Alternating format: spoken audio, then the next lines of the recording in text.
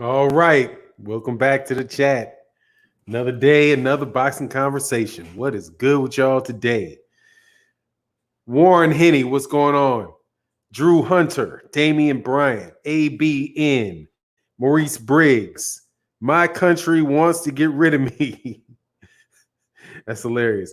Uh Onyi Kahi Jennifer, salute to you. Donovan Donahue, what's going on, man? Underground Asylum, what's happening with you? Leon Robinson in the building. Underground Asylum. Hey, salute to Corpus Christi, Texas. Joe Diaz. I got a good friend in Corpus Christi. Skinny Skin, what's going on? Jeff the producer, B&B Boxing, Mr. Shelton, what's good? All right, so we got people coming into the building. Let me start reading some. Let me go over to this. I think I'm going to watch it from this page. All right, so hope all is well with everybody. Lowest common denominator boxing. What's going on? Skinny. If Spence boxes long and stays outside, it'll be 12-0 Boarfest. I don't know what Danny could do. He's not good chasing people. Yeah, pretty much, man. That's what I said. I did a video earlier today, just so you know, because we'll talk about 4 things today. We'll talk about Gervonta Davis and Adrian Broner. We'll talk about Jermell Charlo. We're going to talk about Jermell Charlo and Chris Eubank Jr. We will talk about Shawn Porter picking Terence Crawford to beat Errol Spence Jr. and Danny Garcia saying that he thinks that Errol Spence Jr. is some soft touch. Man, I don't get it. I don't get it. But let's start real quick with this conversation about Errol Spence Jr. Fanon, it's Friday. Nice live to lead into the weekend, isn't it? Fanon, when is boxing starting back? I think that there'll probably be some stuff going in July. You know, pretty soon they're going to start giving a little less care about your life because that money is getting in. So I see July being about as far as they can go out. I know that Top Rank is in conversations with the New York State Athletic Commission, Nevada State Athletic Commission about airing fights in Las Vegas. So we'll see. I think it'll come back. I think it's going to come back pretty soon. I think we're past the halfway point of it because these guys are going to have to make money or they're going to have to go out of business, you know, and they're not going to go out of business. So KQKC Boxing Network said, what it do, my brother Fanon the Don? Much love. What's good? I appreciate that, KQKC Boxing Network. And make sure y'all tune in to KQKC Boxing next after we go off this show. Fanon, no crowds though, right? Yeah, no crowds. That's the conversation that as I know it. Yeah, no crowds. So Danny Garcia, what could Danny Garcia possibly see in Errol Spence that would tell him that he sees weaknesses? Like, everybody has weaknesses, but I don't know what ones he's going to talk about. I agree with your boy who just said that. Errol Spence can box him if Errol Spence Jr. fights Danny Garcia like he did Mikey Garcia, there's next to no chance. There's next to no chance Danny Garcia can win that fight. Next to none. All Errol Spence Jr. needs to do to beat Danny Garcia is say, I am not going to engage with him. I'm just going to punch. I'm just going to jab him and move. He just jabbed and moved. That's easy. If he fights him like Mikey Garcia, that's exactly what's going to happen. All he's got to do is watch out for the left hook. You just got to watch out for the left. He's got to watch out for the left hook. Mark Spears, that arrow fight in the pocket and likes to fight fighters at their strength. Yeah, but he doesn't need to do that against Danny Garcia because you don't want to take that left hook. Just beat him and get him out. Just beat him and walk out. That's what I think he needs to do. Oh, hey, Chi-Town's own Sweet Tea said, hey, Fanon, nice Under Armour shirt. Thanks, man. I appreciate it. My wife bought this one. It's a few years old now, but I like it a lot. Straight out of Florida. What's my man straight out of Florida talking about? Shawn Porter seems to have a personal vendetta against Errol even before his loss to him. Yeah, because, Errol's getting all that shine. Errol's getting all the shine in the welterweight division, all the shine. All the shine that used to be Keith Thurman's is Errol Spence Jr. shine now. All the shine that was Shawn Porter's is now Errol Spence's. All the shine that Terence Crawford believes should be his shine is Errol Spence's shine. So, yeah, I think they do have issues with him. I think because he came up, remember, he circumvented them dudes. Circumvented them. He went right on around them. Whoop! Because they were the champs. He was the up-and-coming dude, and he just, whoop, ran right by him. Just ran right by him. And now they went from, he's an up-and-coming kid and, blah, blah, blah, to now he's easy money. Shawn, if he was that easy money, you should have beat him. Shouldn't have been a question about it. Shouldn't have been close. Shouldn't have been close. Shouldn't have been close. Danny we'll see what happens with Danny. But he's the same thing Mikey saw. Mikey saw an ass whooping. That's what Mikey saw.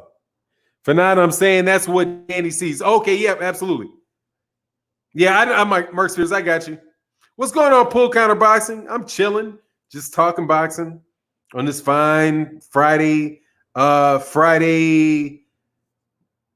noontime, late morning, noontime, where I am, boxing, time. Just enjoying it. Porter, a smart man, I can tell you that. Yeah, he's a smart dude. Absolutely. I mean, I can see why somebody would favor Terence Crawford. But, Shakur Stevenson says he's fighting on June 9th, 2020. What is today? So in about a month and what is it? What is this? This is May.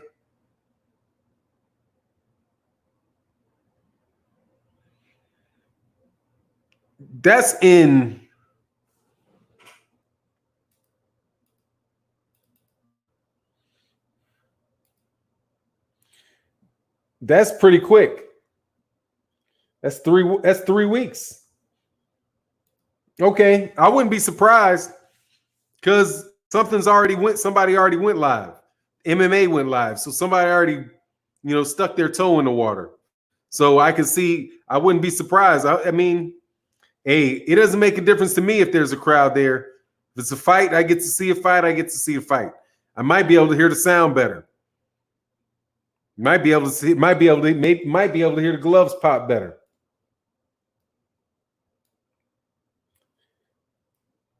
That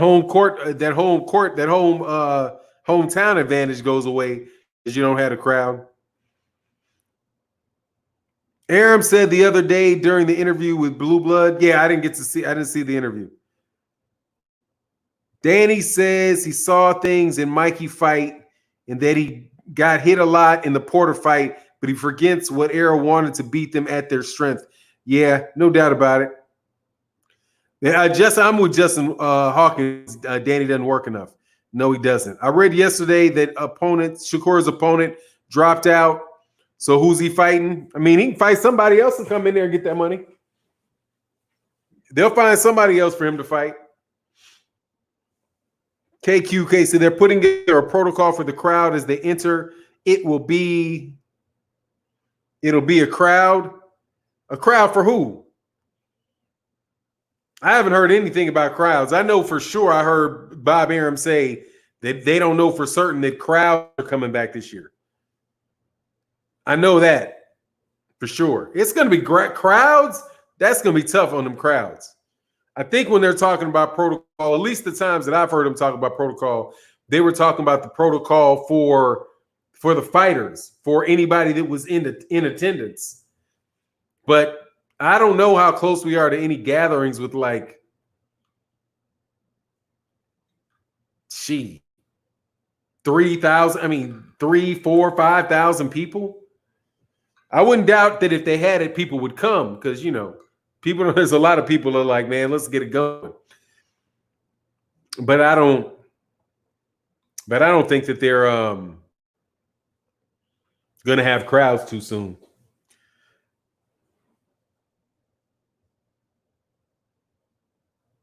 So who in what Thrill Hill? So who in the world is Crawford going to fight? Ugas. I hope. I think Brooke. From what I hear, Terence Crawford, the guy that has the best chance of fighting Terence Crawford is is Kell Brook. If it wasn't for the fact that Alexander Putin had tested positive for performance enhancing drugs, I would have swore it would have been him. I think that's the thing that a lot of people don't talk about, that I think kind of messed up their plan for Terence Crawford. So I think it being like a Kell Brook, and I don't see Terence Crawford fighting without a crowd. I don't see that. I see him being stubborn and sticking with what he said, and that he's not going to do that. That's what I believe. The Fool says Ugas or Brook, either is a great fight, could be an instant classic. I think Usyk is a classic. I would rather see the Ugas than the Brook fight. I think the Ugas fight is more realistic than the Brook fight too. For money, for number one, for the money thing and no crowd, like Ugas and him could be in no crowd. Ugas is in the big financial, his financial requirements aren't nearly like Kell Brook's, I wouldn't think. Kevin Gosby said, please smash the like button. I love Bud, but he needs to fight a 147 fighter at a top level. Yep, no doubt. It keeps on rolling. Same thing. PSA, public service announcement, fuck Dillian White. Dude, Dillian White says he is knocked out. Hey, Dillian White said that he knocked Tyson Fury down in sparring a bunch of times. It must be true. And it must be true. Must be true. Because Dillian White said Deontay Wilder got knocked out in sparring by Klitschko. Hey, he must be telling the truth about knocking down and dropping Tyson Fury in sparring, right? You guys believe in Dillian on that one? I don't believe Dillian on nothing. On nata. What's going on, Marvin Net? Damian Wester said it would be 50-50 fight if Errol didn't have the accident. So it's a question mark there because Spence, because we don't know if he'll be the same fighter. I want to be 100% perfect, so no excuses. Hey, man, the guy got in a car accident. If it's something that is sustained, that's serious, then it may never go back. So they might as well fight anyway. It's the guy that walks in the ring, man. It's the guy that walks in the ring. But Errol Spence had a lot of time to know whether or not the dude's hurt or not. I don't see why people don't take the guy's word for it. I mean, I don't see why he would lie about it. I mean, I do see he would lie about it, but if he felt like he was really injured, if he had like a broken leg, if he had a broken leg or broken arm, something like that, maybe some ligaments were strained. Who knows? But we'll see. When things open up, Boost Putin getting stripped, Ugas gets the regular WBA belt. Yeah, that would be cool. Yeah, because dude needs to get stripped. And I don't know I don't know why they would. He tested positive a long time before we went into this. Before we went into this hiatus, Boost Putin tested positive. I think Boost Putin tested positive in 2019. I don't think that was this year. I think it was in 2019 he tested positive. They could have been stripped that dude. But maybe he's appealing it or something, when he's prolonged appeals. But that's the dude that I thought he was going to fight. I'm riding with, I see something Spence, man down. I'm riding with, I see something Spence, man down. Hey, they keep seeing something, huh? Mel Brazil, do you know if Spence Jr. is sparring already? I don't know for sure. I don't know any more than is what's just out in the general media. And that is that he can't because he has his teeth replaced. So he's got to wait a certain amount of time for his dental work to set in. Okay. Thanks, Skinny Kenny. He tested positive in 2019 in November, but appealed. Okay, yeah, that makes sense. Thank you, Skinny. Thank you, Skinny Kenny. Do you know? Okay, yeah, I already got that. Yeah, I got that. Tyron Sprong sleeps Dillian White in 8. Same goes for Usyk. Tyrone Sprong sleeps him. That's why Usyk ducking Sprong. You know, I haven't seen a lot of Sprong. Isn't Sprong like an Islander? Is Sprong an Islander? Like a Samoan or something? Let me look. You got time?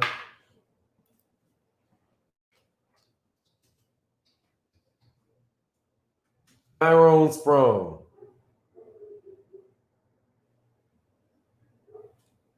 Suriname. From Suriname? Where is Suriname? That's in Amsterdam?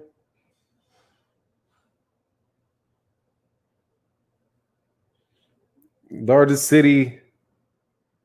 Oh no, Suriname is a country. So where is Suriname? Wonder where that is. Yeah.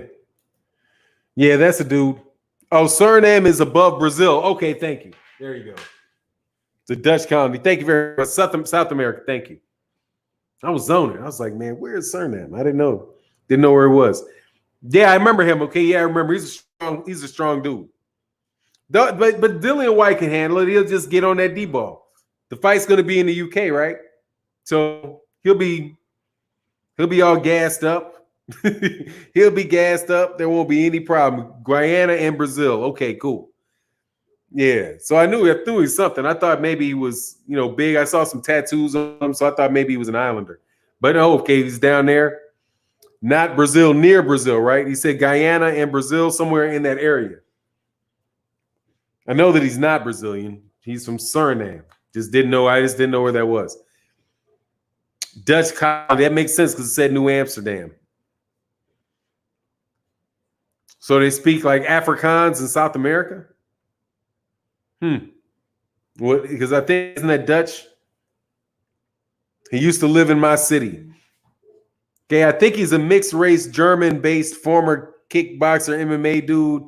Suriname is where all the great Dutch black soccer players are from. Okay, didn't know. And I don't know anything about great Dutch soccer players. So, all right, so let's talk about this other subject, man. Who you guys have on Chris Eubank versus Jermell Charlo? Who you guys got in that fight? I acted like it's a serious question. But seriously, man, is there any chance that Chris Eubank could cause I think Chris Eubank's a good fighter. I think Chris Eubank is a good fighter. He's a solid fighter. I'll put it that way. He's a solid fighter. Yeah, Jermell. Yeah. Oh, D-Style, you got Charlo?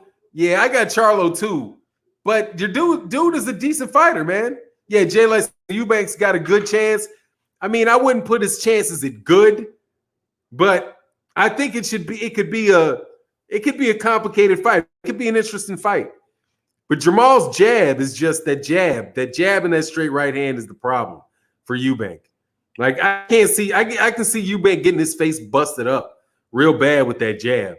Because Eubank kind of comes in with that, he kind of comes in similar to Regis Prograis, but not nearly as quick. Comes in with his hands down but just not nearly as quick as Regis Prograis. Doesn't have the hand speed. But 70-30, yeah, I'm with you. D-Style said Thrill Hill is swinging for the fences too much. Yeah, it's just, 70-30 sounds about right. But I wouldn't mind it. I like that fight. I think that's a good name. Say Eubank tries to hit home runs all the time. Yeah, he does. He does. But hey, man, he's got heart. He's got heart for sure. Charlo by knockout in the 6th. Why do you like Eubank He's so basic. He can't do anything about a good stick. I like Eubank because he's got heart. I like Eubank because he's got heart, because he tries to make that fight. And he walks through a lot of shots. He's got a good chin, and he can crack. If he gets this, if he lands one on you, dude, he can hurt you. But yeah, he swings for the fences too much. He doesn't really have a jab. He doesn't come in behind a jab and, keep that stick out in front of him. He fights with his hands down, and that's where, D-Style changes to 75-25, yeah. But that absolute lack of, a defense for a jab is a problem, especially if you're going to fight Jermell Charlo. Jermell Charlo will knock you sideways with a jab. Very hard jab. Hard straight right, too. Hard hook, too. Those dudes can fight. Underrated fighters, man. Underrated fighters. I don't know what those dudes got. I don't know what Jermell Charlo's got to do to get the respect Jermell Charlo deserves. Who do you guys have in Jermell Charlo versus – who do you guys have for Jermell Charlo versus Jason Rosario? Or how do you think it plays out? That's a dangerous fight, too. That's a dangerous fight at 154 pounds. That's dangerous for Jermell Charlo. Because that boy can crack. That dude can crack, for sure. That's a heavy-handed dude.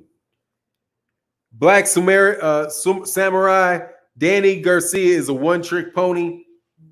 Yeah, I mean, he's just slow of foot. He's not slow of hand. He's slow of foot. That's just the problem with that, because he's always set to crack you. So he doesn't really move a lot. That's why I think the fight between he and Errol Spence Jr. is like, if Errol just wants to outbox him, that's easy money. I don't think that outboxing and trying to fight like that, like from the outside, would have necessarily done Errol a lot of good with Shawn Porter, because he's an awkward dude, man. He'll leap in and catch you with all kind of stuff. Shawn Porter, because he's kind of mobile, but not Danny Garcia. Danny Garcia is not as mobile. Dead game boxing, I agree, but it's still a fight. You must have a rematch clause. For the kid is decent. It's just boxing. For who? Rematch for who? Charlo should be an outboxer. Yeah, absolutely. Absolutely he should. Just jab and straight right hand that dude, just unconscious. There's no way he's gonna get out. He's not gonna get away. He's not gonna get away from that jab. What's going on, man? Legendary Topcats, man. Subscribe to my man, Legendary Topcats. DH, Errol Spence beats Danny. Danny is one-dimensional. He's a counterpuncher. Nobody attack. If Errol's on his game and shape like he is always, he will stop Danny. Yeah, Danny Garcia is a counterpuncher. And yeah, one-dimensional, I don't know. But he's definitely a counterpuncher and catches you. Yeah, he catches you. He throws when you throw. Yeah, definitely strong at that. Errol's jab is I just think he can fight him from the outside and win the fight easy. Yeah, exactly. You got to fight Porter, and he did fight Porter. I don't think Porter would have let him get out of not fighting. He beat Rosario. He'll get all the respect he deserves. No, he won't, Justin Hawkins. No, he will not. If he beats Jason Rosario will immediately turn into a bum for Jermell Charlo's critics. Until such a time as one of the other black guys on top 10 pound for pound, until they lose, Jermell Charlo will not be on that pound for pound list. Too many Negroes on the list. That would be too many. You can't have Errol Spence and Terence Crawford and Jermell Charlo and Gary Russell Jr. and Gervonta Davis, because those are the people that I think belong on the top 10 pound for pound. That's who I believe all deserve to be on there.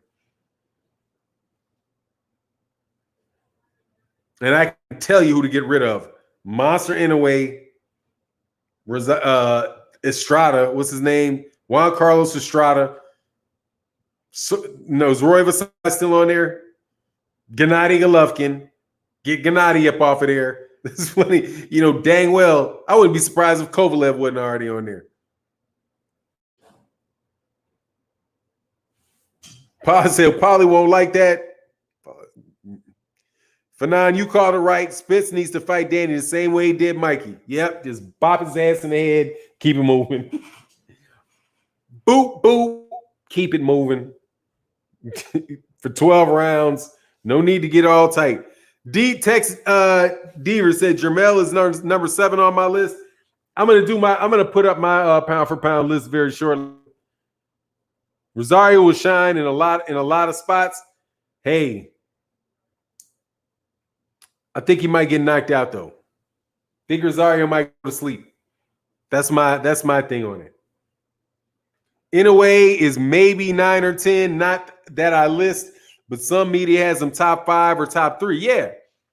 And D-Style, your cousin Steve Kim has him at number 1. Number 1 pound for pound in the world. Monster Inoue. And you guys, I don't even get that. That's like not even something natural to do if you're an American fight fan. You're like, oh yes, let me go find somebody way off in wherever. Number 1. Monsters number 1. Monsters number 1. Not Errol Spence, not Lomachenko, not Canelo. Monster. Number 1 pound for pound. Monster's been on pound for pound list for like 2 years too. Number 1 in Gotti pound for pound list. No, they got him in the real. They got him in the real pound for pound list. The real fake pound for pound list. Said I'm ranked number 1 pound for pound on my block. Man, Drew always trying to thump somebody, man. Ant Killer Banks, he's a warrior and he has a chin. All his fights he will get who? Banks, Eubanks. Oh, he's a warrior. He has a chin. All of his fight, he gets hit hard. The kid is brave. I think he wins by decision. If the knockout comes, Charlo lose 9th round, but I got Charlo 3rd, 4th round. Hey, yeah, Charlo's gonna stop him. My thing is he's gonna realize that I suspect that what we'll find out of that fight is that Billy Joe Saunders and George Groves are overrated. And Charlo beats the tar out of him. Hits him with some very, very big, very, very ugly and destructive shots. And that's quite honestly what I see happening in that fight. Very big straight right hand. Flush on the chin. Multiple times. For multiple rounds until pop goes the weasel. Because all that wild swinging, that's not gonna. The tough guy thing. I think I know Charlo's a bigger puncher than both George Groves and Billy Joe Saunders. Much bigger. D-Star said this super chat is just to piss off members of the media that keep mentioning super chats. I know boxing media starts seething when they see super chats. Really? Just to piss off dudes that put it at number 1. Oh, they get mad about super chats? Yeah, that's right. That is funny, isn't it? Like, I know it does irritate you because people will sit there and say that they agree with what you got to say. Hey, appreciate you and the work you do. Y'all be super. Look, YouTube super chats are like boxing media's buffets. Okay, you guys get buffets. You guys get buffets and restaurants and free tickets to fights for your bullshit. So how are you gonna get mad at a super chat? Fuck does that make? You clown. Oh, they're doing it for super chats, but you getting free tickets to fights. You're doing it for you get paid and free tickets to fights, free buffets, shit like that, access to fighters. Yeah, you know what I mean? We been hypocritical? I think so. And never asked for him, by the way. Much appreciated, but never requested and not necessary. As far as I'm concerned, Charlo Rosario is undisputed. Don't consider the WBO as a major belt. Neither should the public. No, pretty much. Thanks, Goalkeeper 3000. Yeah, buffets. I'm telling you, ain't that some shit? You're gonna get mad about a super chat. Your ass is sitting there with a steak. I've been to the buffets. Okay, I've been to the buffet. It's a nice buffet, and you can keep eating and eating and eating. Oh, yeah, but Juniper P, I would agree with that. I mean, you can't expect them to get, it's not realistic that it's not reasonable that they're going to get the WBO belt. Teixeira is not even in the conversation. It's like, the 150 WBO belt is so weak at 154 that nobody really even talks about. It's like a holdover belt to 160. The next guy to be a serious fighter to have the WBO belt at 154 will be Terence Crawford. That is a belt. That belt is on hold for Terence Crawford. That's what that belt is.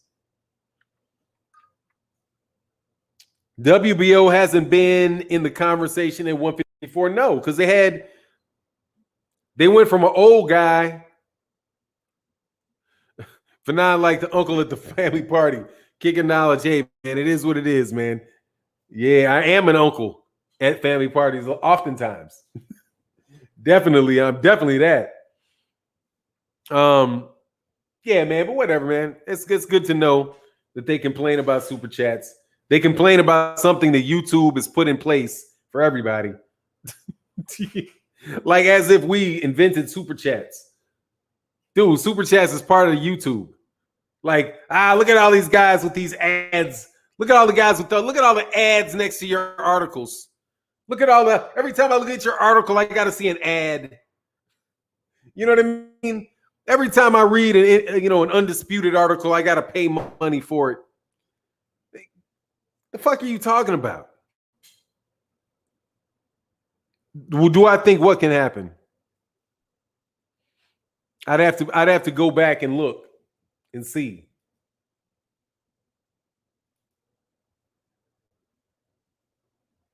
Do. Make sure I didn't miss something.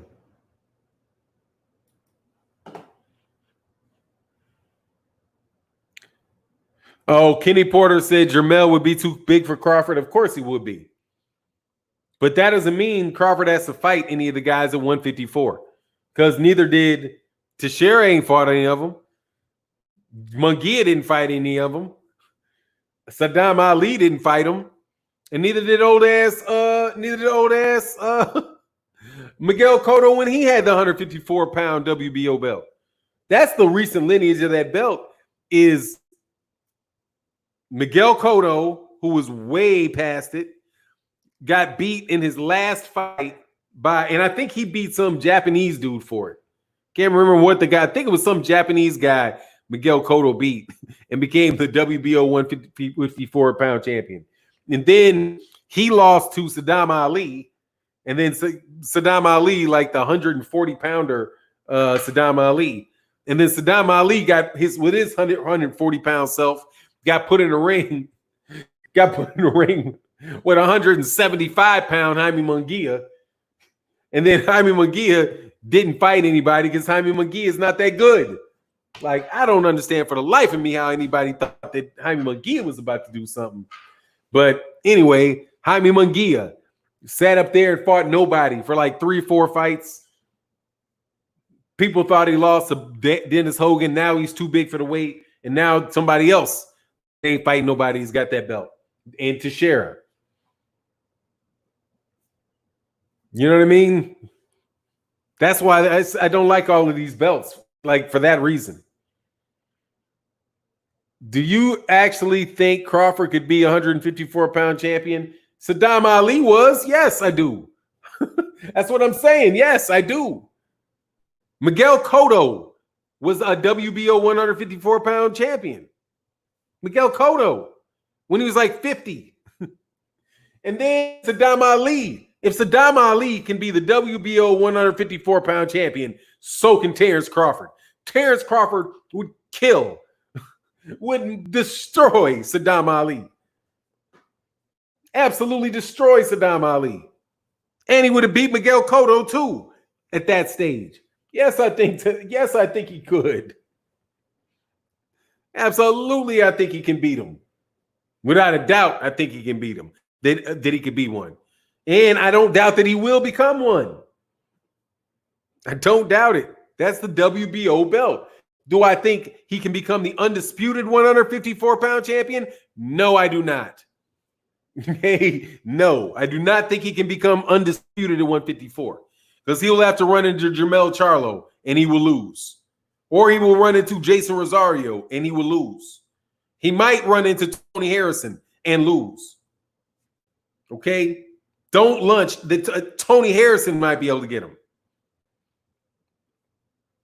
And that's not a slight on Bud. Tony Harrison can fight, and Tony Harrison's way bigger than him and longer and can fight.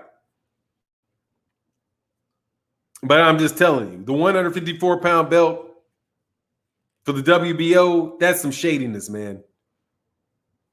They said to hell with the haters, smash that like button. Thank you, Drew. Thank you, Dre's Finest.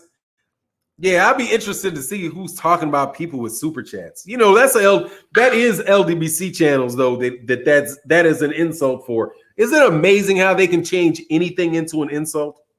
Like, it's some amazing people they could redefine something that should mean you're being appreciated and successful into something that's negative. It's amazing their tendency to do that. You know what I mean? Like something where they say, oh, well, these people are, because I've heard it. I've heard people say that, oh, they're begging for super chats. I've never asked for a super chat, not one time. I've never have. However, I thought super chat was put there so that subscribers to your channel could show the creator appreciation for what they're doing and encourage them to do it more.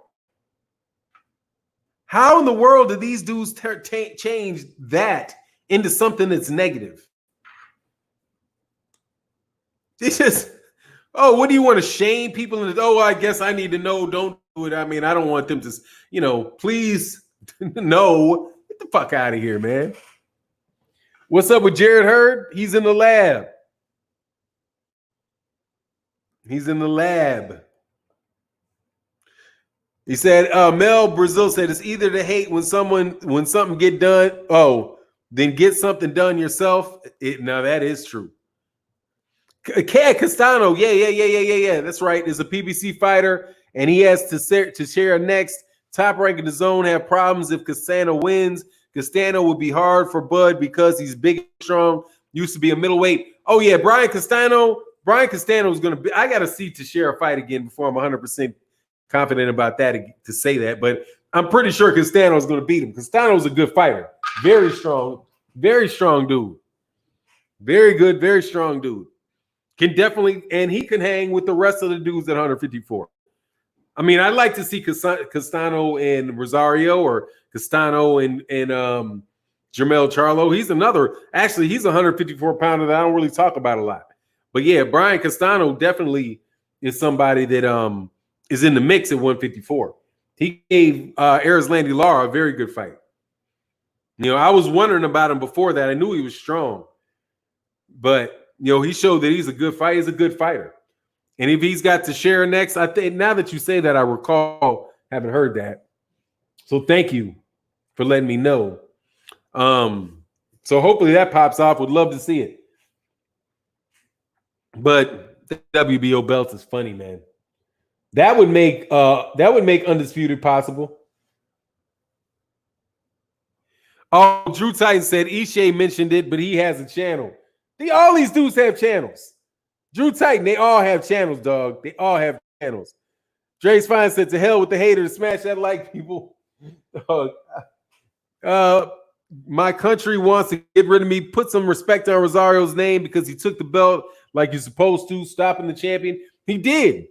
He did. He's a dangerous fighter. But I wouldn't mind seeing Castano fight him. I mean, Jason Rosario got to do it again, man. Yeah, do that again. Okay. It could just be that your boy's chinny. J-Rock's chinny. And he is chinny. That's why Jed Hurd thought it was sweet. But he couldn't do it. Rosario touched him up though. Boop, boop. Beat him up too. Wasn't just some off just from nowhere type of thing. What's next for J-Rock? He'll be back. I don't know about him ever being that chin is tough because he got beat up too. He got beat up. I thought he was winning. I mean, he's a better fighter than Rosario, like in the way that they refer to the skills, whatever. But man, he could not handle that thump. He could not handle that thump. And it didn't seem like he could really stay out of the way of the thumping. Like he's used to slipping by inches or rolling or, being close. You don't want to be close to that dude. That dude has some heavy hands. Yeah, Leslie Jackson, he got the brakes beaten off him. Yeah, he did. Said, well, Rosario was slipping J-Rocks beautifully. Yeah, he was. I got to go back and watch that. What's going on, Jewels of Life? I'm chilling, just talking boxing with you guys. You know how it goes. J-Rock a little chinny. Yeah, he's just a little, So that just puts it in doubt for J-Rock, though. That puts it in doubt for J-Rock.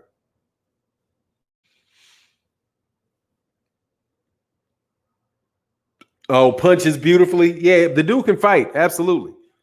But he got knocked out by Nathaniel Gallimore, so he's got I ain't 100% sold. I got to see a little more, man. I got to see a little more before I bet on Rosario like that. Definitely over Jermell Charlo, who I've seen plenty of. And Jermell Charlo is very skilled, and he's a very mean dude. That's a mean dude. Who I think is definitely more skilled than Jason or has a more varied. Yeah, I think he's better than Jason Rosario. But Rosario got to land something on him, dude. If Rosario can't hurt, Rosario can hurt him, hey, he's got the power to hurt it. He seems like he got hard enough power, he's got enough power to hurt anybody. So I bet you what you see out of Jermell Charlo was again just like what we talked about with Danny Garcia and Errol Spence. Just outbox him and beat him and walk out. Outbox him, beat him, and walk up out of there. That's what I think he should do. Don't got to go for the gusto, try to knock him out. But certain fighters, I like that about him. Like Terence Crawford is like that. Errol Spence is like that. Jermell Charlo is like that. They're going to step up there and try to get you up out of there. Same thing with Lomachenko's like that too. Lomachenko tries to step it up and get you out of there towards those later rounds. Who did the 154 WBO champ beat for the belt? I think it was a vacant belt. I don't know who he fought for that belt. It was something vacant. It was vacated by Jaime Munguia. Dre's finest. You missed my super chat. I'm sorry. Hold on one second. It's because they're not getting super chats, fam. Yes, sir. Hey, this is.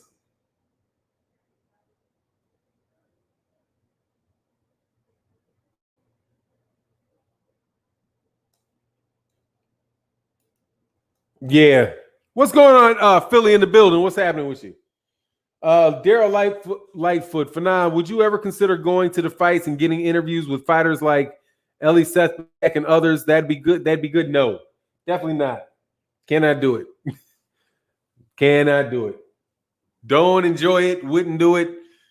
I mean, I like talking boxing with you guys. I like speaking boxing, talking about boxing with you guys. I got some other things that I'm doing relative to boxing, right? That are in the works. But that type of stuff, nah, man.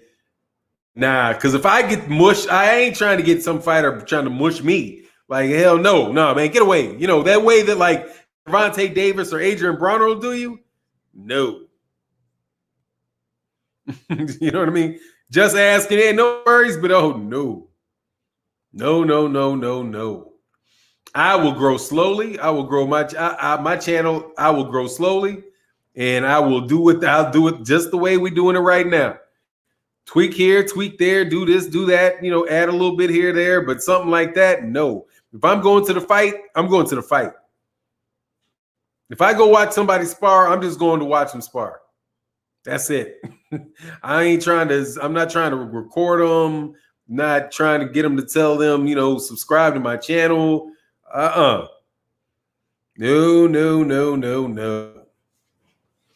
That's not fun for me. People that's fun for, I appreciate that. You know, get on that grind. Knock it out. But not the kid. Not the kid. Now, I might think about doing things like studio type interviews. That would be fun to do, like a studio type interview with, you know, fighters and do that type of stuff. That would be fun. That would be enjoyable. Right? But not to just catch as catch can, you know, mic and face type of stuff. Nah. They said, please don't. You have to be political. Oh, yeah, I'm already done for that. All the shit I said, who's going to talk to me? Black Samurai said, if it's not broke, don't fix it. Yeah, exactly. This system works for me because I dedicate about 3 hours a day, 4 hours a day to it.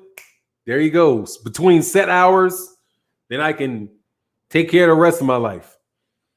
When you start doing things like, you know, going to fights, there's the way that you go about it that is really, how do you say, time intensive, in that it's sporadic. Like you work on something, then time, and you work, you know, you don't have a set time frame that you're doing things. That will take the amount of time you're working on something and spread the time frame for the whole day. As is, I know 5 o'clock in the morning till about 10 o'clock till 9 o'clock in the morning, and then from 11 till about 1. That's it. You know what I mean? Oh, Mr. King Texas, much love in that super chat. He said, I'm just dropping in to show some love for what you do. Keep up the great work. I appreciate you, man. We keep it rolling. They said, oh, BJ Murray said it's time consuming. I did it for a while. Yeah, real time consuming. That's why for me, I've got to block my time in. If I'm not the first with a story out, I'm not the first with a story out. You know, this just has to be what it is. You know what I mean? Because I can't operate if I see something on my phone and it's like 8 o'clock at night, and then I come in here and do a video, and I can't. It's tough for me to keep that schedule up, or for me to try to interview somebody, and it's okay. Well, what time will the interview be? And calling and sending messages and coordinating all that. That starts spreading, you know, and that's harder to maintain over the course of years. Over a course of years, you can get burnt out doing that shit. Real tough. Damian Webster says, sometimes we would like to see our favorite YouTube personality in certain situations asking the hard questions. Yeah, but that's cool. Yeah, so you got Blue Blood. Blue Blood does that. Blue Blood does that well. A lot of guys do that. Yeah, a lot of people do that. Fred from Barbershop Conversations asks questions. Those guys, you know, no need to move into other niches for the kid. I'm straight. Sometimes we okay. I said Damon Wester. Yeah. Yeah, you're right. Yeah, you know what I mean. It's like I try to be me. I do 10-minute videos. So if I do a video, I'm gonna cover the whole topic and give you what I think about it. And then during the live streams, man, we do that. Crawford is a good fighter, but his chin has not been tested. And I say if he fights 2 of 5 best 147, he'll lose those 2 fights, what you think? I don't know, man. It's a possibility that he could lose to. I think the only guys. What's going on BFTB boxing? I think the only people that I can see beating Bud are Errol Spence and Shawn Porter. If those are the two, I don't think Manny Pacquiao's got a snowball's chance in hell. I don't think he's got a snowball's chance in hell against him, against Terence Crawford. I think Shawn Porter is dangerous for Terence Crawford. Very dangerous for Terence Crawford. But I could see Terence Crawford winning it, but very, very, very, very, very, very, very difficult. Errol Spence, very difficult. You know? BJ Murray said Crawford is already Hall of Fame worthy. Yeah, he is. Absolutely. I agree with that. I don't know if these boxing writers would agree. Many of these boxing writers would agree. And actually, I got to change something. I talk bad about boxing writers. I mean boxing media. I don't mean boxing writers. Okay? Because there are some guys that write books on boxing that are very, very thorough and very good. Even though I have caught this dude loyal in, a couple little things. I was like, man, come on, dog.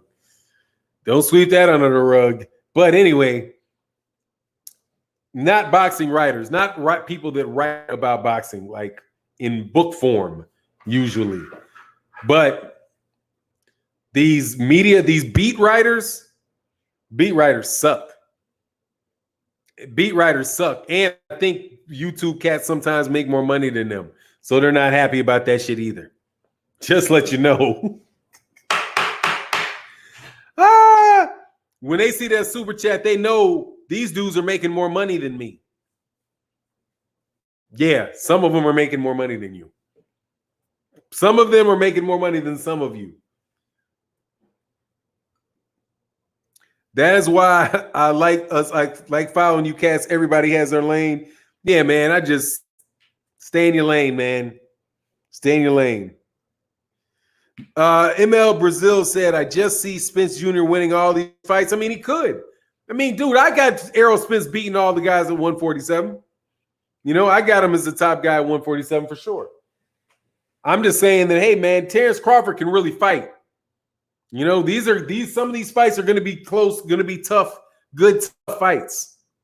Not everything is going to be a cakewalk for anybody, which is when I think people start.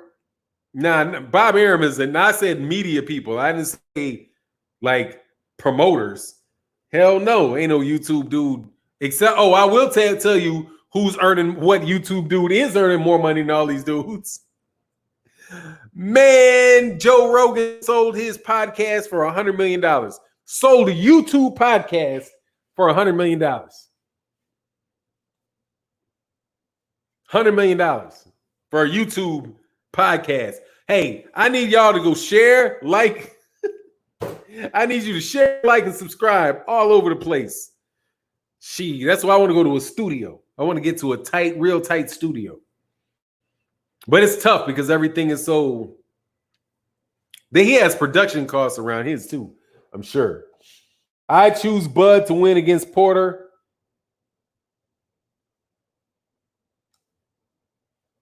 What? Who's in there? What?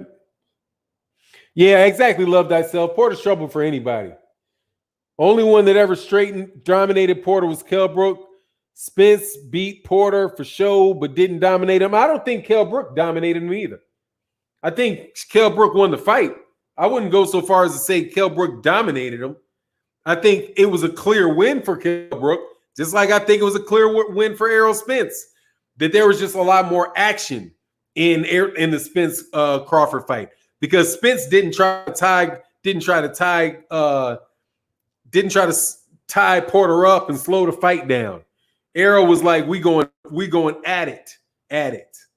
So it's just a more exciting fight. But I don't think Shawn Porter has ever gotten dominated. You know? I don't think he's ever gotten dominated. I don't think he ever will get dominated unless he fights too long. That's a tough dude, man. His father raised a tough son.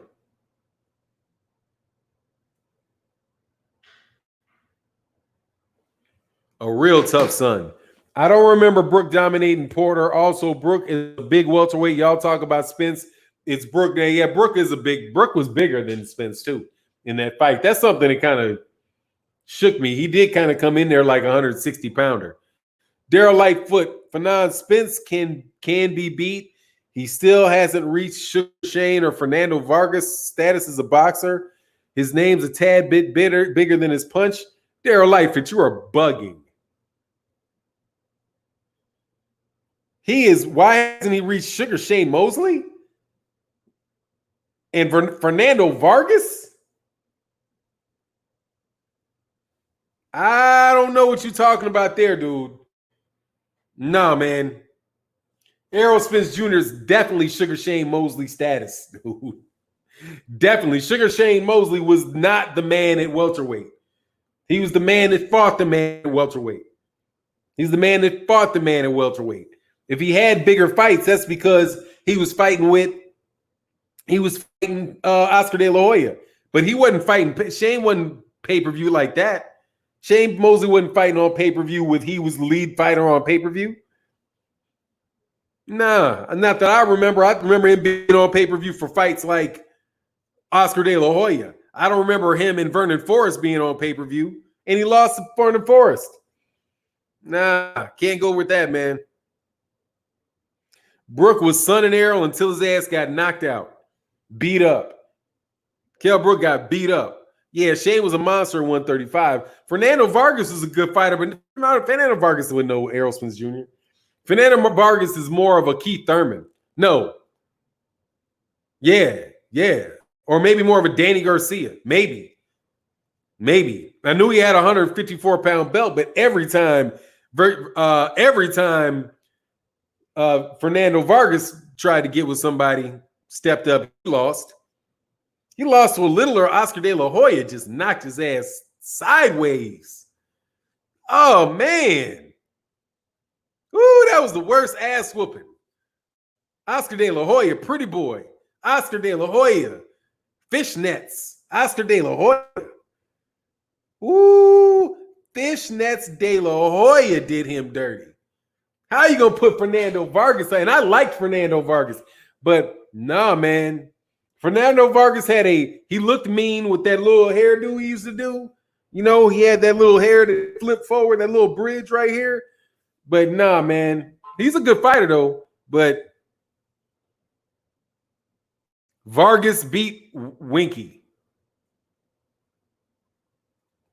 Bullshit. He got the decision, is what happened. He got the decision, is what he got.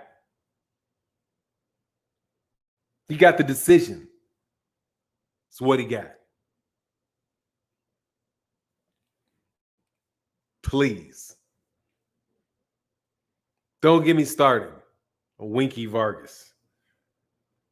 Spence systematically broke Kell Brook. Yeah, sure he did. And Oscar De La Hoya beat Pernell Whitaker. Yeah, sure he did. Sure he did.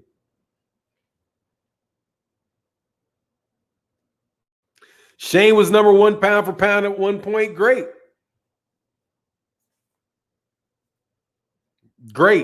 Still not at welterweight. It's not Errol Spence. I mean, you know, that's my take on it.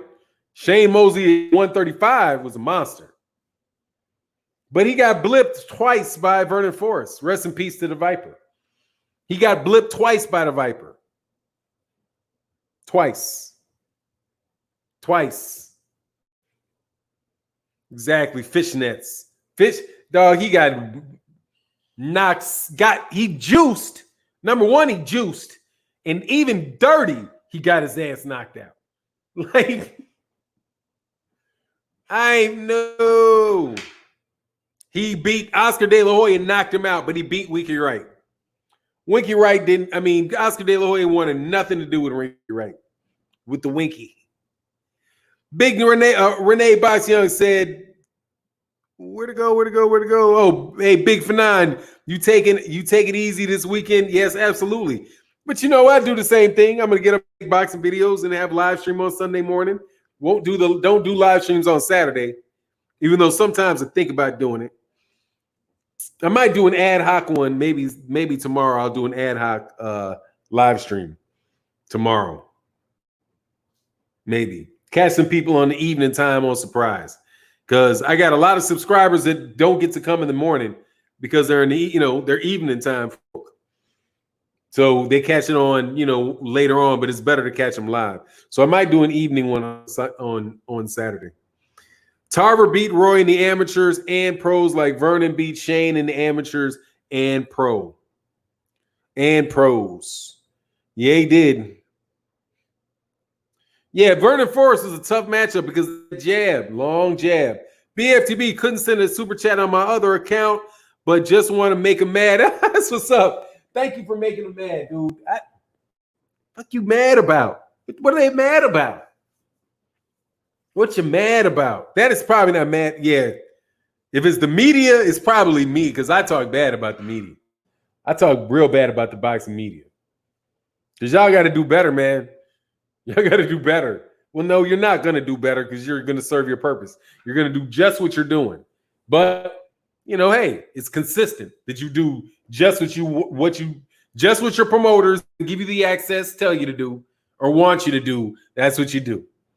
And that's cool. You play your lane, I'll play my lane. I'll point out the fact that you're doing it.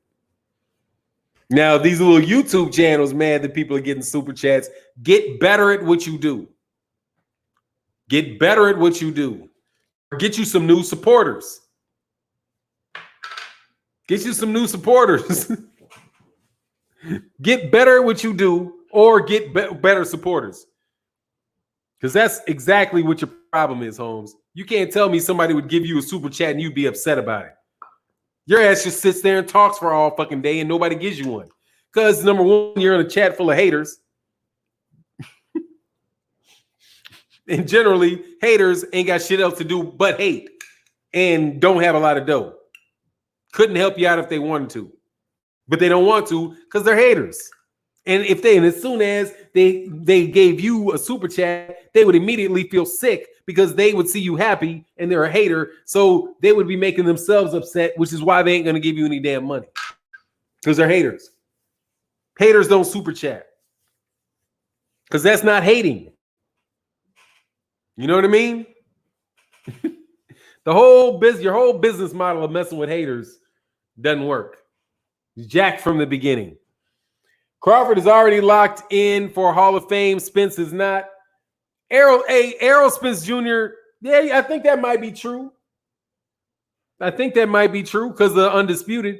BFTB said get better or get other supporters and you'll get these. That's what it is, BFTB. Much love in that super chat. Just get better at what you do. You suck at what you do. I listen to you sometimes. You suck at what you do. Ain't got 5 honest laughs out of somebody in the entire time I was watching. Terrible. And then and the other dude just letting haters all swim. You let haters just swim all through your comment sections if you have very many comments.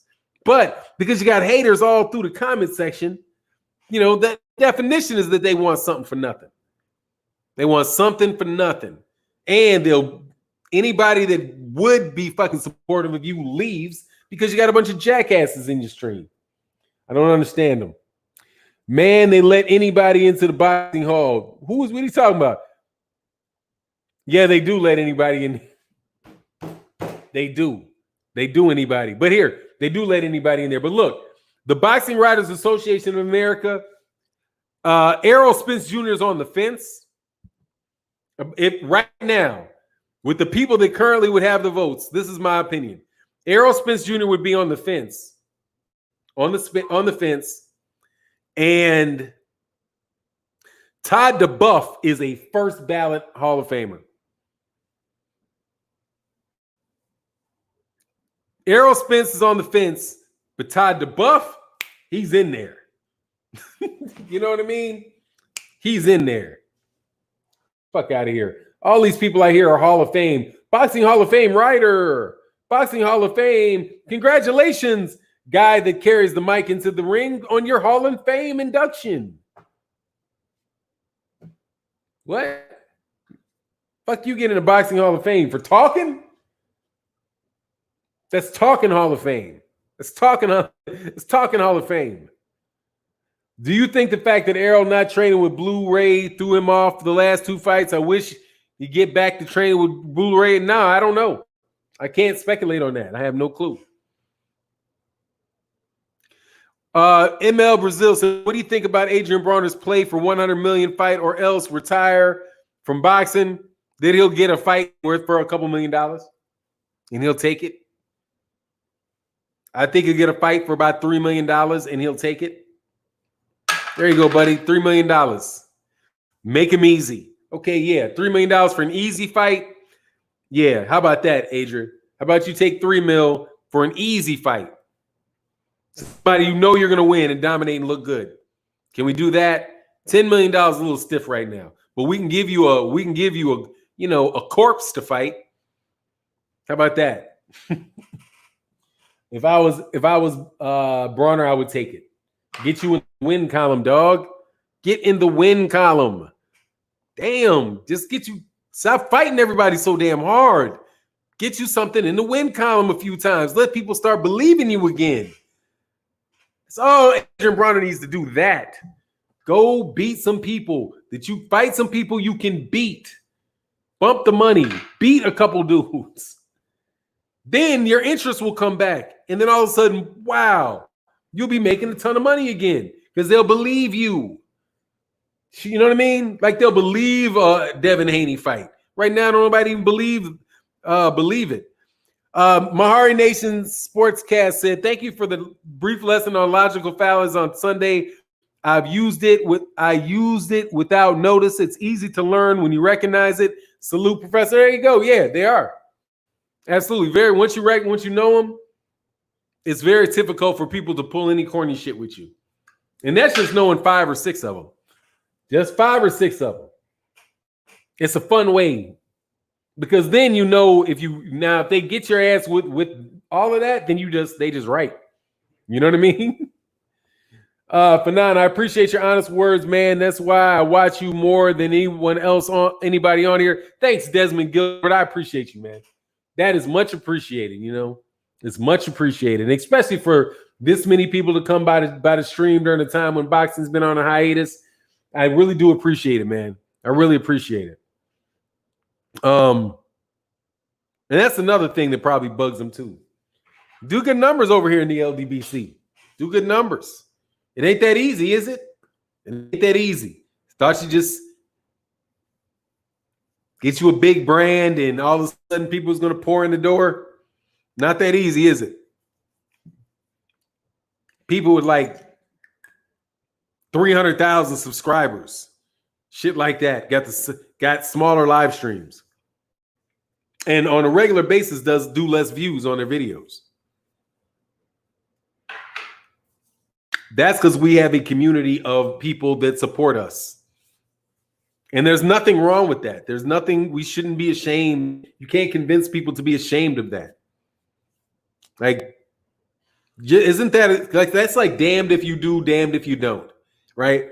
If you don't have any supporters, then you're just some dude yapping off at the mouth on YouTube.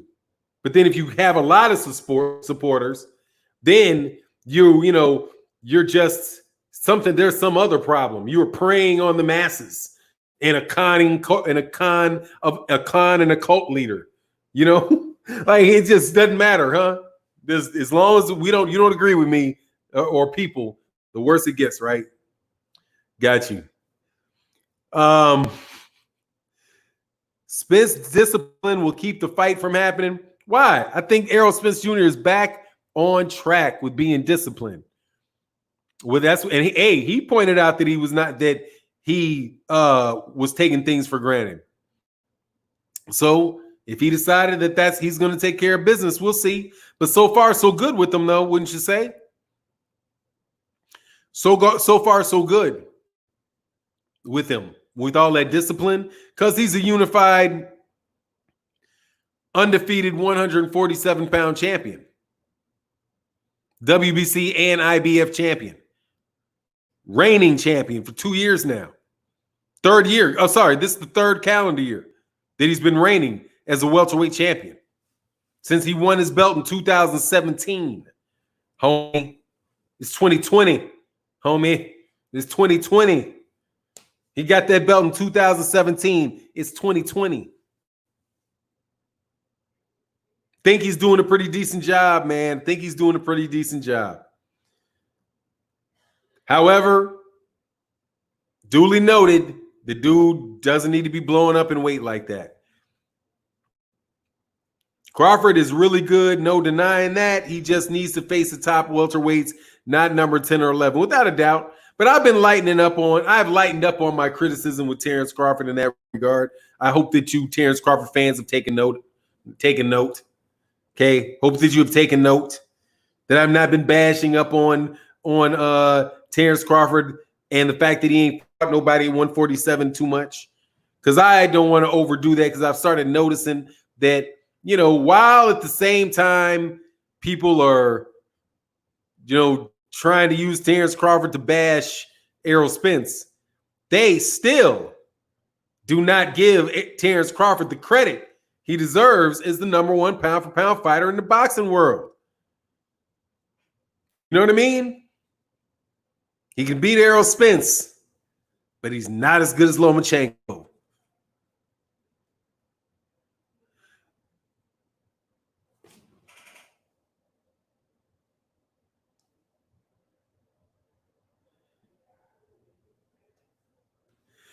Juanito de Great.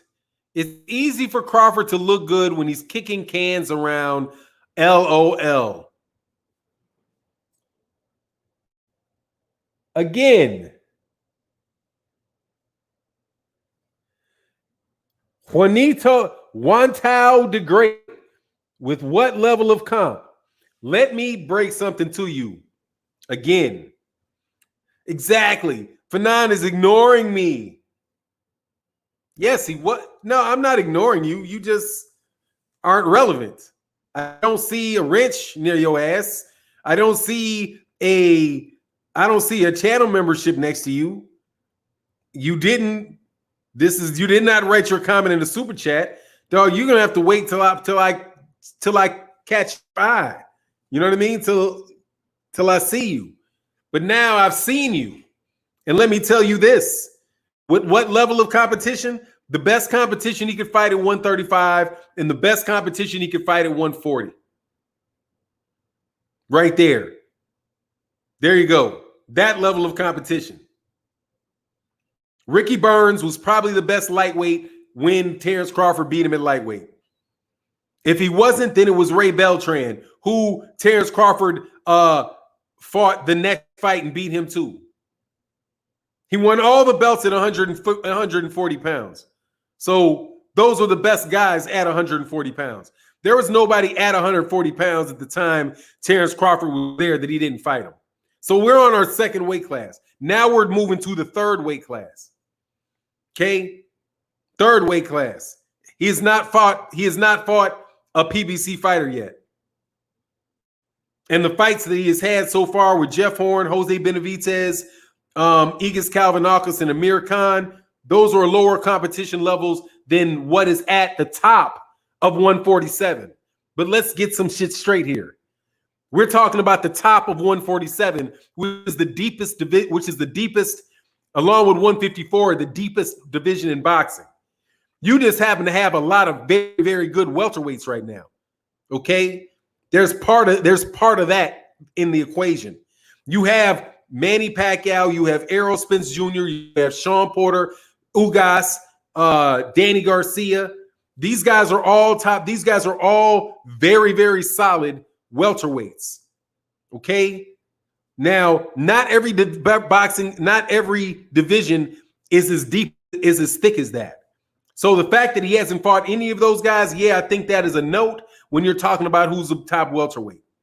But when you're talking about who's the top pound for pound fighter in the world, I will again explain that my standard for judging the pound for pound is comparing those fighters in the 4 scoring criteria in boxing: defense, effective aggressiveness, clean and effective punching, and ring generalship. And when I see at 135 and 140 how Terence Crawford exhibited those things at those weight classes and the skill sets that he's exhibited at 147, I think he's the number 1 pound for pound fighter in the world. Because although he has not fought the best competition at 147, still he made those guys look like they were nowhere near him in skills in a skill set. So it wasn't like he had any problems with Jeff Horn or any significant problems with Amir Khan or those guys. He ran through them like he's supposed to run through them. He did what he's supposed to do against that level of fighter, like I would expect a number 1 pound for pound fighter to do. I would expect them to run through those guys like that. So the fact that just because they put some lower level guys in front of him and he ran through them doesn't mean that he can't fight top level guys. He just hasn't fought those at welterweight yet, but he's already covered those bases for 140 and 135. So for me, he's my number 1 pound for pound fighter in the world, and he didn't test positive for performance enhancing drugs like Canelo did. And he's got more than 12. He's got more than 13 or more than 14 fights that Vasily Lomachenko has, and he hasn't lost like Vasily Lomachenko has. So even when you compare him just man up for the other guys that are at the top of the pound for pound lists,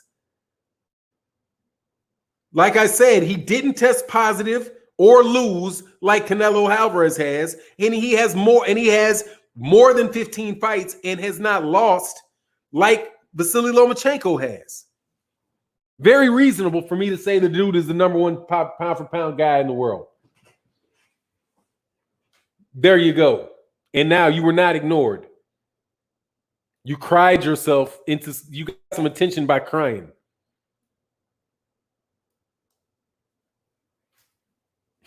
So Juanito the Great said true. True. You was acting funny out there, Juanito the Great. Juan Tao the Great. Facts, there's no way Lone War Canelo is ahead of Bud. Yeah, I can't do that. Why in the world? I absolutely positively cannot do that. His last fights were all been knockouts. Nobody talks about that. Burns me up. Yeah, I mean, dude, he did. As far as him being, there's nothing that happened in those fights at welterweight for Bud Crawford that tells me that he's not a good fighter. I'm just saying that he hasn't done enough to be considered the top of that weight class because he hasn't fought guys at welterweight yet. But it's not like I'm watching Terence Crawford fight and I'm like, oh, well, hey, he got exposed, look, all the difficulties he had with. No, he had a little bit of difficulties. He got caught with a shot by Igas Kalvinakis. Can happen. And then he ran through Igas Kalvinakis. He looked like he was going to go the distance with Jose Benavidez. And then the dude was like, no, Bob, get up out of here. You know what I mean? So there's nothing that I've seen. There's nothing that I've seen from Terence Crawford that would tell me that he's not a great fighter. I just want to see him in with the top welterweights. Hey, Fanon, did you see Robert Garcia say Canelo is unbeatable at 160, 168? I heard that he said that. That's what he's supposed to say. I'm going to do a Teofimo Lopez. That's what he's supposed to say. Right? I mean, he's going to ride with the Mexican dude. That's what and there's no problems with it. But he's unbeatable. That's not true. I would tell you this, though, that it's tough for anybody at 160 to beat him. I believe that. But I don't think you should use that as an excuse for them not to fight. As long as he's not using it as an excuse for him not to fight Charlo, and he favors them to beat all those guys, hey, that's reasonable. Canelo Alvarez can fight, man. That dude ain't no joke. That dude absolutely positively can fight. So you got to give credit. You don't have to give credit where credit is due, but I'll give credit where credit is due. I just can't give the dude number 1 pound for pound because he popped Dirty. When you pop Dirty, you pop Dirty. But look, man, it's 1 o'clock. Much love to everybody in the chat, everybody in the super chat. Thank you especially everybody in the super chat. Make them haters squirm. But for real, thank you to everybody that came. We're gonna catch you guys on OG Boxing Talk Sunday morning at 8 o'clock, and then this show will be back on next week, Monday at 11:40 a.m. And with that, we out. Peace. And check out the videos today. Definitely check out the videos that we got coming out today. Check out at least the first little part of every video. I know I put out 4, but it'd be good conversations, and I really want to get you guys' opinions on what I was talking about. And much love in that super chat from a man, lowest common denominator boxing, home of the demographic. And with that, we're out. Peace.